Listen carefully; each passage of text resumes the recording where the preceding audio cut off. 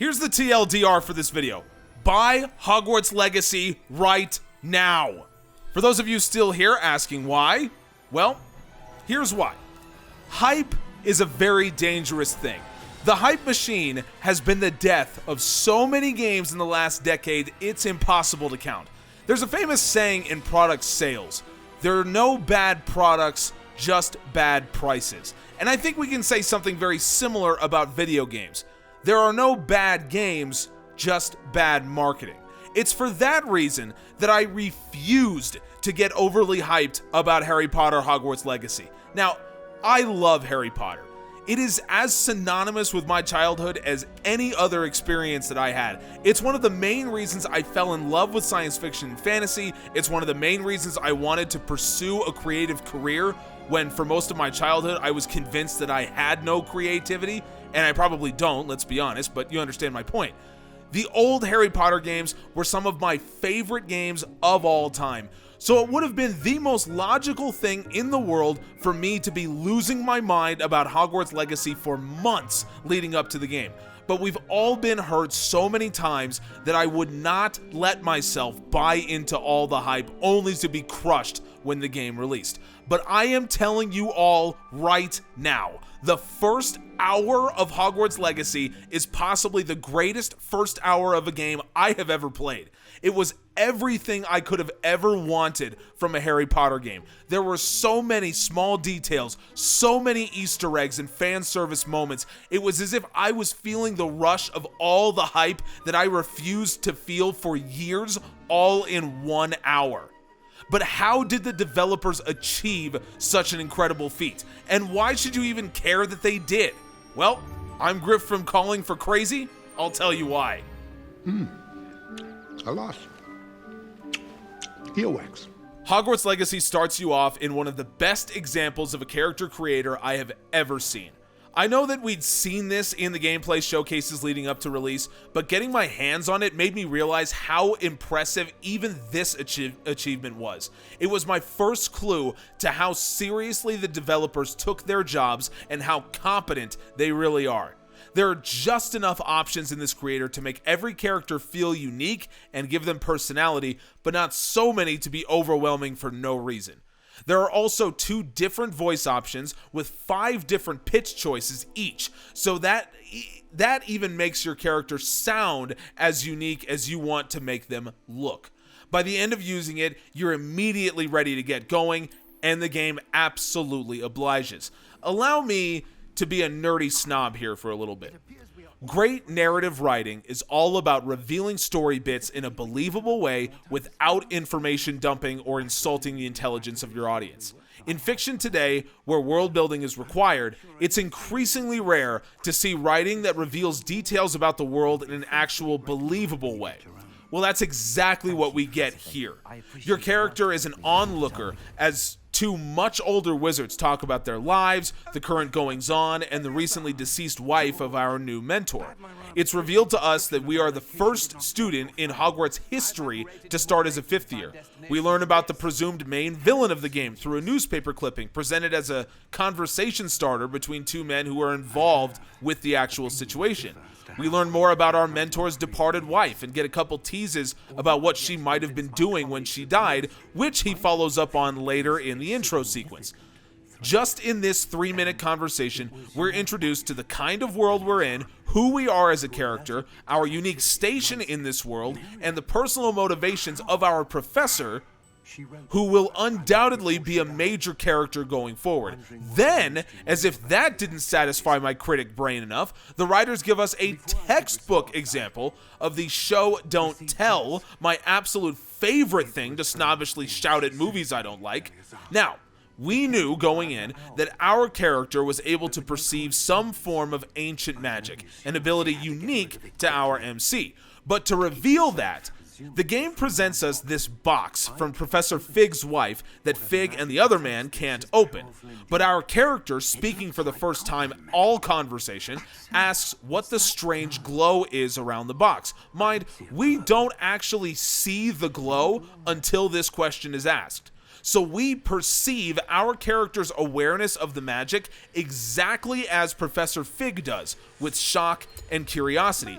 It's only after this exchange that we see the box through our character's eyes and the glow becomes apparent. Somehow, the writers managed to surprise me with a game detail I already knew was an important part of the narrative. Now, here's an example of one of the amazing tiny details that just proves how much the devs care about this property and how much time, effort, and thought they put into crafting this game. Our carriage that we're riding in took off from the ground being pulled by nothing. Now, of course, us Harry Potter diehards know that Thestrals must be responsible for pulling the carriage, and we know that you cannot see Thestrals unless you have seen death, as demonstrated by Harry himself in Order of the Phoenix. So midway through our mid-air conversation, the carriage is attacked by a dragon. The opposite end of the car is snatched away by the beast with our third companion inside. It's crunched into 1,000 pieces. Poor Charles's journey ends right there in front of our eyes. Our character turns around, and what does he see? Thestrals appearing in front of the carriage. It's an amazing detail that absolutely would have been missed by almost everyone or could have been worked around, but just shows the passion that we're dealing with here. A passion that continues to be clear throughout the game. Here's another nerdy thing for you. The stereo imaging in the sound of this game. For those that aren't total dorks like me, stereo imaging basically means, counterintuitively, how audio is mapped across your perceived soundstage. For example, if you're sitting on a sofa and someone on your right claps, you hear that mostly in your right ear, while your left ear is hearing the ambient sound of the room. In most games, devs tend to ignore detailed stereo imaging because, well, most people won't even notice. And you figure that if you're playing the game with the speakers in your TV, which are all pointed directly at you, you probably wouldn't notice good stereo imaging anyway. But Hogwarts Legacy has some of the best spatial audio I've heard in a game to date. And this is incredibly important for a reason that I explained in real time while streaming over on Twitch. GriffinGA, by the way, just take a listen. The fact that they went through and spent so much time dialing in the stereo imagery so that when a character talks from your right side, you hear it from your right side, you talk in the center, left side, the time that it takes to adjust all that, dial it in, just shows that they had the time to do things like that, and they have developers that really understand how to make a great experience. This isn't just let's put a game out there. That's why I keep bringing it up, because it's one of those things that is so encouraging early on that makes me think we might actually have a special game on our hands. Now, the real elephant in the room, the graphics. Graphics that don't live up to their trailer or carefully chosen showcase promises is one of the most well-known tropes in gaming. At this point, it's pretty much expected that a game's trailers will look far better than the final product. But I'm telling you right now, if anything, this game's graphics might actually be superior to its trailers. It's actually unbelievable how good this looks with not a single graphical glitch or bug to be found.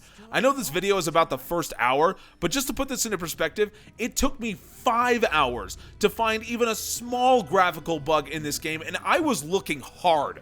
The first 60 minutes showed us incredible mountain views, jaw-dropping water physics, incredible vistas, unbelievable lighting, and a tremendously placed camera that lets you take it all in. I noted on stream that this is the first game I can remember where I actually dropped my jaw when I saw the graphics. Combine that with the second-to-none sound design and creative use of adaptive triggers and haptic feedback on the PS5 controller, and this game becomes the first experience that I can truly say feels next gen. It was so good. It's the first time that I've truly felt as though I'm playing something from the future. I streamed for almost 6 hours. I had a dumb smile on my face the entire time, just from the feeling that you get from the sound and the look of this game. Couple small notes as well. The introduction to combat is as good as any I've ever seen. It shows you the basics while hinting at the complexity and fun that is to come as Professor Fig decimates dozens of enemies with spells that we know we are soon to learn. The controls are intuitive in a way that shocked me for how deep they want this game to be. When we're following our professor around, he matches our pace exactly so we don't have to run ahead then slow down waiting for him. Again, another important detail from devs that clearly had a passion for their project.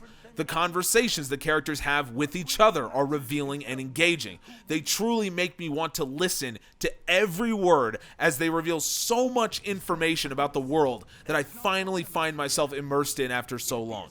The voice acting is excellent as the actors expertly bring characters to life. The music is absolutely gorgeous, and it only gets better as the game goes on. For that matter, the entire sound design is magnificent, like I said. Not only am I watching my true Harry Potter experience, I'm listening to it too. And our introduction to the game's main villain is bone-chilling and incredibly cool at the same time. We're introduced to an evil dictator wannabe, but one whose motivations, backstory, and methods of power are a complete mystery.